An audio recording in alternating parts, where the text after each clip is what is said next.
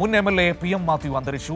Kaduthuruthy MLA ആയിരുന്നു. പാലായിലെ സ്വകാര്യ ആശുപത്രിയിൽ ചികിത്സയിലിരിക്കെ ഇന്ന് രാവിലെയാണ് അന്ത്യം സംഭവിച്ചത്. വിവരങ്ങളുമായി സനോജ് കോട്ടയത്ത് നിന്ന് നമ്മളോടൊപ്പം ചേരുകയാണ്. സനോജ്, ഏറ്റവും സങ്കടകരമായ ഒരു വാർത്തയാണ്.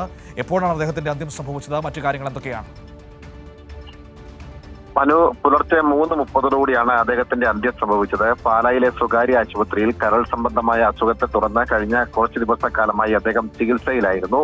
നമുക്കറിയാം, കേരള കോൺഗ്രസ് എമ്മിന്റെ ചെയർമാനായും കടുത്തുരുത്തിയുടെ MLA ആയും അദ്ദേഹം പൊതുരംഗത്ത് നിറഞ്ഞു നിന്നിരുന്ന ഒരു വ്യക്തിത്വമായിരുന്നു. ഏറ്റവും ഒടുവിൽ അദ്ദേഹം കഴിഞ്ഞ ഏതാനും നാളുകൾ മുമ്പ് കേരള ഫാർമേഴ്സ് പാർട്ടി, അതായത് മുൻ MLA-മാരായിട്ടുള്ള ജോർജ് ജെ മാത്യു, PM മാത്യു ഉൾപ്പെടെയുള്ള നേതാക്കന്മാരെ പങ്കെടുപ്പിച്ചുകൊണ്ട് കേരള ഫാർമേഴ്സ് പാർട്ടി എന്ന പാർട്ടി രൂപീകരിക്കുന്ന സാഹചര്യമുണ്ടായി. ഏറ്റവും ഒടുവിൽ തദ്ദേശ തെരഞ്ഞെടുപ്പിൽ അദ്ദേഹം UDF-മായി സഹകരിച്ചാണ് മുന്നോട്ട് പോയിരുന്നത്.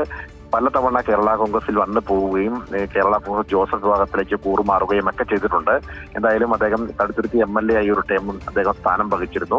അദ്ദേഹത്തിന്റെ അന്ത്യം ഇന്ന് പുലർച്ചെയാണ് സംഭവിച്ചത്. സംസ്കാര നടപടികളെ സംബന്ധിച്ചും തീരുമാനമായിട്ടുണ്ട്. ഇന്ന് വൈകുന്നേരം 5 മണിയോടുകൂടി അദ്ദേഹത്തിന്റെ ഭൗതികദേഹം കടുത്തുരുത്തിയിലെ വസതിയിൽ കൊണ്ടുവരും.